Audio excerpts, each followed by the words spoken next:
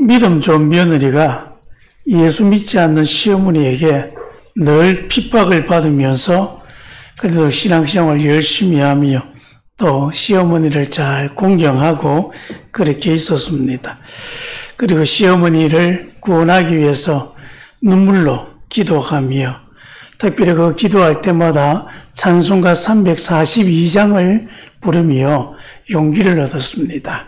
그 찬송이 너 시험을 당해 범죄치 말고 뭐 그 찬송입니다.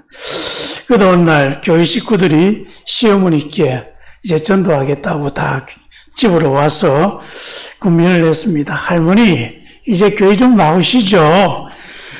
며느리께서 할머니 위해서 얼마나 기도하고 있는지 모릅니다. 매일 눈물로 기도하고 있습니다. 그랬더니 그 할머니 하는 이야기가 아이고 그거 다 내숭이요. 나도 우리 며느리 기도한다고 해서 몰래 따라가서 봤더니 맨날 시험을 이기게 해달라 그렇게 기도합니다. 그래서 도대체 왜 그렇게 이야기하냐니까 맨날 그 노래 부르는데 그 노래 부르는 게 너 시험을 이겨 범죄치 말고 너 시험을 향해 맨날 시험이 이기겠다 그렇게 하는 내가 교회를 왜 갔냐. 새 가족들에게 당신은 왜 이 교회를 선택했냐라고 물었습니다. 세 가지 이유가 있답니다. 첫째는 교회 분위기입니다. 들었을 때 낯설지 않고 뭔가 따뜻한 느낌을 주는 거죠. 교회에 계속 있으니까 자꾸 마음이 편안해지고 그래서 참 잘 왔구나 그런 생각이 들더라는 겁니다. 두 번째 이유가 환대입니다. 교회 갔더니 처음 보는 사람인데도 반갑게 인사해주고 따뜻한 말 주고받으며 잘 왔다고 그 다음 주에 또 보자고 그렇게 인사하는 거죠. 여러분 그렇지 않습니까? 어딜 갔는데 여긴 내가 못 올 곳인가 보다 그런 생각이 드는 곳이 있고 참 잘 왔다 내 다음 주도 와야 되겠다 그렇게 생각드는 교회도 있는 거죠. 세 번째가 담임 목사님의 설교와 그리고 성도들이 담임 목사에 대한 존경심을 받답니다. 목사의 설교도 그렇지만 교인들이 담임 목사를 얼마나 존경하는가. 목사가 존경받는 교회에 가고 싶지 성도들이 목사를 무시하는 그런 교회에 누가 가고 싶겠습니까? 그리고 또 기성교인들에게 물어봤습니다. 당신은 왜 이 교회에 정착했습니까? 또 세 가지 이유가 있답니다. 첫째는 인간관계입니다. 오랫동안 여기서 같이 신앙생활을 하다 보니 친구도 여기 있고 또 나를 잘 아는 사람 그리고 나를 위해서 기도해 주는 사람이 여기 있다. 두 번째가 이 교회에 투자한 것이 많아가지고 애착심이 크다는 거죠. 내 젊음과 나의 땀을 바친 곳이고 또 내 돈을 투자한 곳이고 그래서 교회 구석구석 내 손길 미치지 않는 곳이 없는 거죠. 그러다 보니 교회에 대한 남다른 애정이 쌓여지고 여기는 내 교회다 그렇게 생각하는 거죠. 그래서 여러분 교회에 투자하기를 꺼리고 헌신하지 않을수록 떠돌이 신앙인이나 철새 신앙인이 될 확률이 높다고 합니다. 이렇게 떠돌이가 되고 철새 교인이 되면 신앙이 자라기가 어렵습니다. 세 번째로 여기서 내가 아직도 할 일이 있다 생각하기 때문이랍니다. 하나님이 내게 주님 일 하라고 정착하게 해주신 내 교회 바로 여기가 그런 내 교회라는 것이죠. 그래서 그 사명감 때문에 교회를 지키고 있다 그렇게 대답한답니다. 초대교회가요 시작된 후에 교회는 굉장히 큰 핍박을 받았습니다. 그래서 예루살렘에서 떠나 이제 낯선 곳으로 뿔뿔이 흩어져서 살게 됩니다. 한 번도 가보지 않는 그런 낯선 곳에 정착해 살려고 하니까 얼마나 힘들었겠습니까? 그런데 그들은 그 힘든 상황에서도 아주 중요한 일을 할 수 있었습니다. 그게 뭐겠습니까? 여러분 그리스도인들이 해야 할 중요한 일, 바로 기도하고 말씀 읽고 예배드리고 그리고 전도하고 봉사하는 것입니다. 그들은 자신들이 있는 그곳에서 또 모여서 같이 기도하고 예배하고 그러면서 복음을 전파합니다. 그들과 만나는 사람들에게 예수님을 전했습니다. 그랬더니 수많은 사람들이 교회로 찾아옵니다. 대부분의 사람들, 유대인들에게만 복음을 전했습니다. 근데 그 성도들 중에 또 어떤 사람들은 유대인이 아니라 이방인들에게 전도하는 좀 별난 사람들도 있었습니다. 이 사람들이 이제 남들이 하지 않는 좀 엉뚱한 일을 하는 거죠. 이방인들에게도 복음을 전하자. 그랬더니 이 수많은 이방인들이 이 사람들의 전도를 듣고 교회를 찾아오는 것입니다. 여러분 이렇게요, 엉뚱한 사람들, 이 사람들 때문에 또 교회가 살아 숨쉬게 되고 부흥이 이루어져 가는 것입니다. 이 소문이 예루살렘 교회에 전해집니다. 그러면서 고민을 합니다. 이제 저 교회에 또 저들을 가르치고 이끌 사람을 보내야 되겠는데 누구를 보내면 좋겠는가? 그렇게 고심하다가 결정한 사람이 바로 바나바라고 하는 사람입니다. 근데 이 바나바는요, 12사도 중에 들어있는 사람도 아니고 또 그 다음에 교회의 지도자로 뽑힌 7집사에도 들어있지 않는 사람입니다. 그럼에도 불구하고 교회는 이 바나바를 선택해서 이분을 거기에 파송하기로 결정한 것입니다. 왜냐하면 이 바나바라면 능히 이들을 잘 가르쳐서 교회를 든든히 세울 것이다 라고 하는 확신이 있었기 때문입니다. 도대체 바나바는 어떤 인물이기에 그랬을까? 오늘 우리가 읽은 본문 24절에 보면 바나바를 소개하는 말이 있습니다. 첫 마디가 뭐라고 합니까? 그는 착한 사람이다. 그렇게 말합니다. 영어 성경에 보면 이를 두고 good man이라고 번역했습니다. 좋은 사람이다. 착한 사람, 좋은 사람이라는 거죠. 그리고 또 착하다는 것은 올바르다는 뜻이 있습니다. 그래서 좌우로 치우치지 않고 바른 길을 걸어가는 그런 사람, 모든 사람에게 모범이 되는 사람이다. 이 착한 사람 바나바는요, 지중해 가운데 있는 작은 섬 구브로라고 하는 섬이 있는데 거기서 태어난 유대인입니다. 레위 족속에 속한 사람인데 실은 본명이 따로 있습니다. 그 본명이 뭐겠습니까? 요셉입니다. 요셉인데 사도들이 그를 바나바라고 불렀습니다. 바나바라는 말은요, 위로자라는 뜻입니다. 우리 옛 성경에는 권위자라고 번역되어 있는데 이 권위가 권위를 채운다는 그 권위가 아니고 군할 권자, 위로할 위자. 그래서 다른 사람을 잘 권면하고 위로해 주는 사람, 즉 위로자라고 말할 수 있습니다.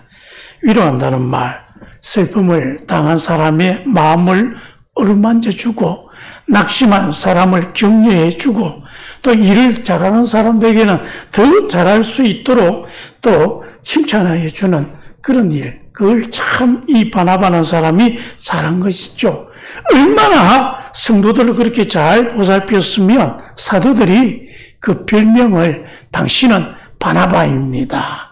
당신은 위로자입니다. 그렇게 별명을 지어줬는데 그래서 사람들이 이제 그 다음부터 계속 바나바라고 부르게 된 것입니다. 그러다 보니까 본명이 요셉인데 요셉이라는 본명은 잊어버리고 그 다음부터 그냥 사람들이 너무 바나바 부르다 보니까 이제 바나바가 자기 이름이 되어버린 사람, 그 사람이 바로 바나바입니다. 여러분, 교회는요, 일을 잘하는 그런 유능한 일꾼도 필요하지만 자상한 어머니같이 그렇게 자녀들을 잘 돌보는 그런 성도들을 잘 살피고 때에 맞춰 위로와 격려, 사랑의 권면을 잘 하는 이런 권위자, 이런 위로자, 바나바와 같은 사람이 참 필요한 것입니다. 이런 사람들이 많을 때 교회가 참 평안해지고 또 행복한 교회가 되어져 가는 것이죠. 그리고 또 이 바나바는 성령과 믿음이 충만한 사람이다. 그렇게 소개하고 있습니다. 성령과 믿음이 충만한 사람. 여러분, 우리나라 사람들은 안타깝게도 이 무속신앙의 잔재가 너무 많이 있어가지고 뭔가 영적이다, 성령에 충만했다 그러면 뭔가 좀 신적인 능력을 가진 특출한 사람, 뭐 그런 걸 생각합니다. 그래서 신접한 사람들처럼 뭔가 막 신이 막 내리고 있는 것 같고, 그래서 예전에 제 친구 중에 하나도 좀 그런 친구가 있는데, 친구들하고 이야기할 때 갑자기 그럽니다. 야, 가만히 있어봐라. 내가 하나님의 소리를 듣는다. 그러면서, 그러다 뭐라고 이야기를 합니다. 그 이야기를 막 하길래 제가 옆에서 조금 초를 쳤습니다. 야, 그 하나님은 왜 니한테만 말하냐? 나한테는 그렇게 말 안 하던데. 그 때문에 그 사람들이 좀 혼란스러워지기도 하는데, 우리 좀 자꾸 그런 경향을 가지고 있습니다. 뭔가 좀 신비롭고 기이하고 특별한 그런 행동을 해야 뭔가 성령에 충만하다, 그런 생각을 하는죠. 그래서 좀 표현에 좀 무리가 있긴 하지만 기독교 무당 같은 사람, 성령 충만한 사람이다 생각하는 경향이 없지 않아 있습니다. 그런데 오늘 본문의 말씀을 보면 바나바를 두고요, 착한 사람, 그리고 성령과 믿음이 충만한 사람이라고 말합니다. 즉 착한 사람, 성령이 충만한 사람, 믿음이 충만한 사람은 서로 분리되어 있는 게 아니라 조화를 이루고 잘 어우러져 있다, 그런 거죠. 그래서 여러분, 착하다는 말은 또 올곧다라는 뜻이 있습니다. 생각과 품행이 바른 사람, 영성과 생활이 한쪽으로 치우치지 않고 균형을 잘 잡힌 그런 사람을 말합니다.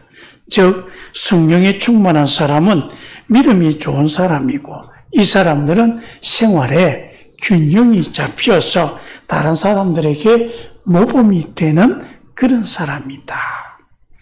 그래서 여러분, 성령에 충만한 사람 가장 대표적인 분이 누구입니까?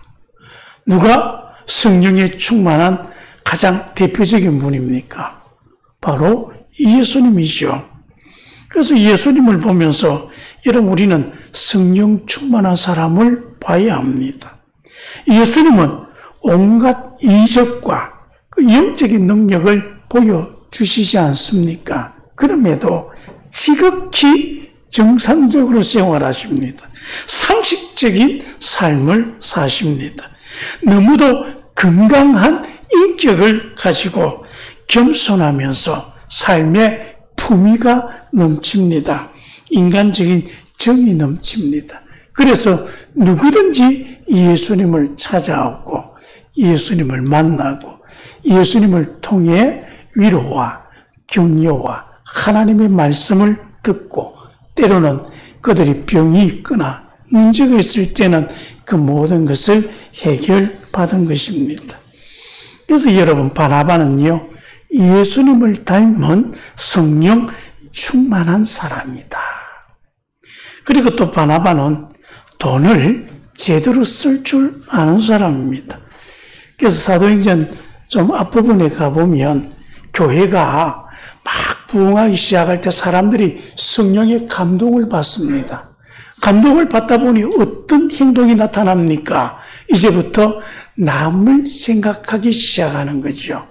그래서 내 자신에서 이제 관심을 다른 사람들에게 돌리는데, 나보다 힘들고 어려운 사람들에게 눈길을 돌립니다. 그래서 기꺼이 그 사람들을 위해 자기가 가지고 있는 재산을 내놓으면서 우리 같이 살아갑시다. 그러면서 그 공동체를 이루게 되어지고요. 그래서 그 공동체에는 가난한 사람도 있고 부유한 사람도 있는데 서로가 서로를 위해서 자기 재산을 내놓다 보니까 그 가운데 가난한 사람이 없다. 그 초대교회의 특징이 그랬습니다.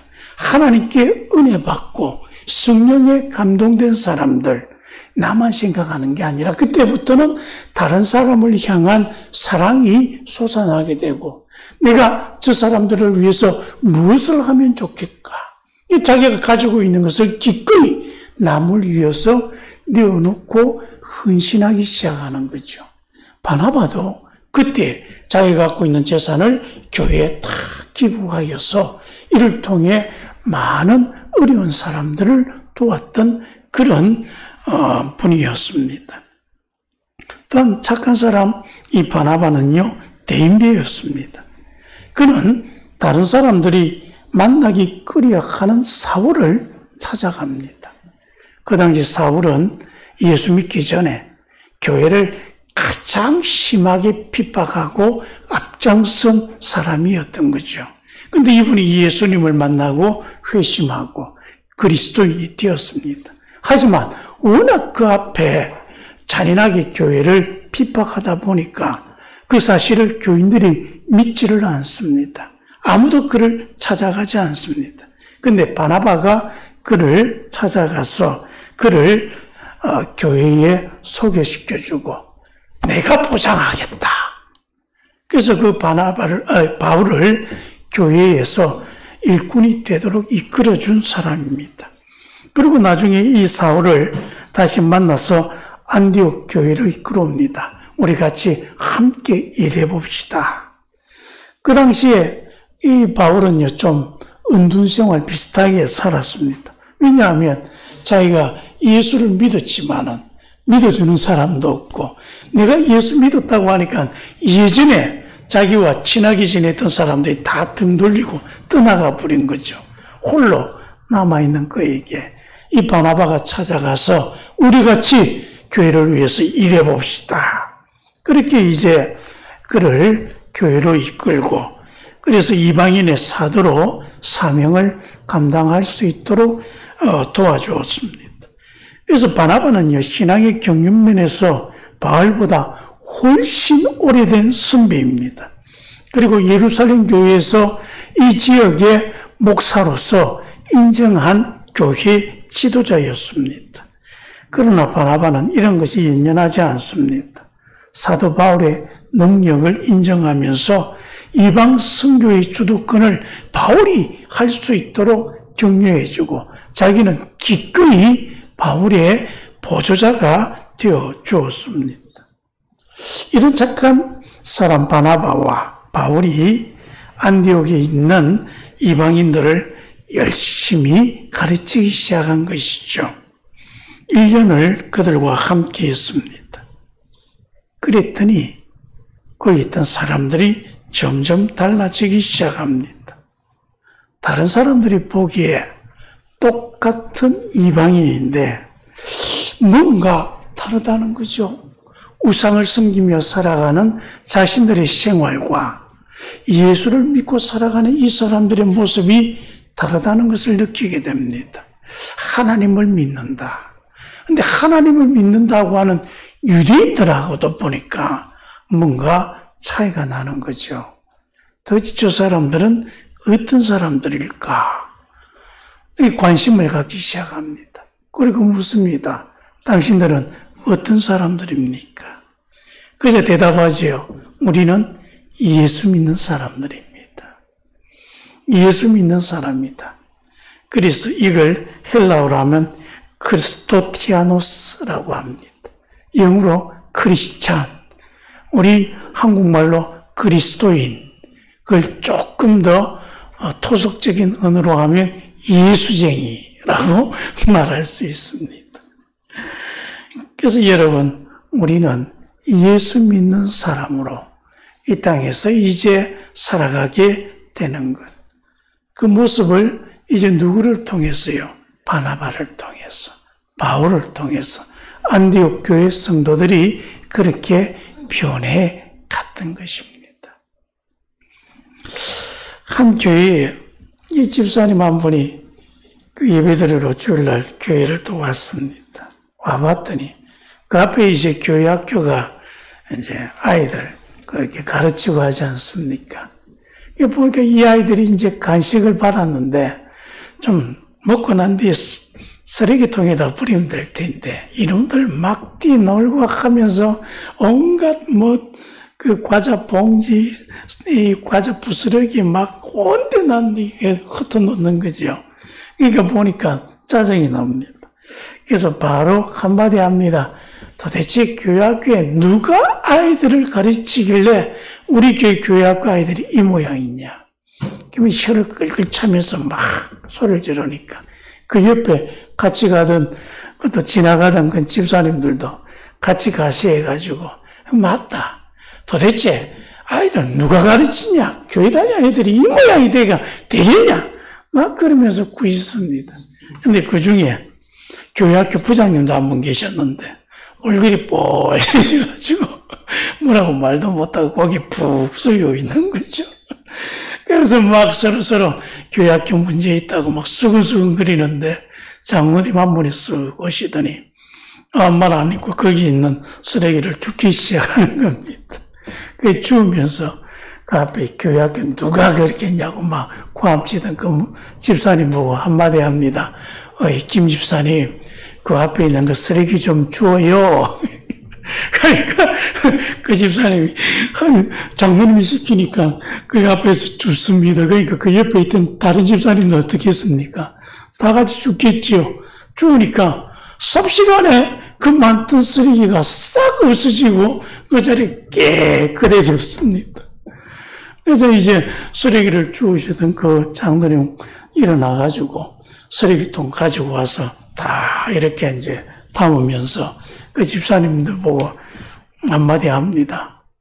뭐가 문제입니까? 라고 묻습니다. 그 다음 모두 고개 푹 숙이고 그래 지나가는 거죠. 여러분 뭐가 문제입니까? 역사가 오래되면서 부흥하는 교회들이 있습니다. 그 교회를 보면 이렇게 멋진 신앙의 어른들이 있습니다.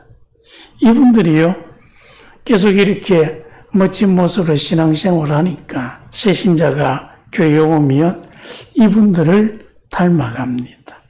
그렇게 이렇게 닮아가는 연결고리가 계속 끊이지 않다 보니까 그 교회에는 훌륭한 성도들, 교회 일꾼들이 끊이지 않는 거죠.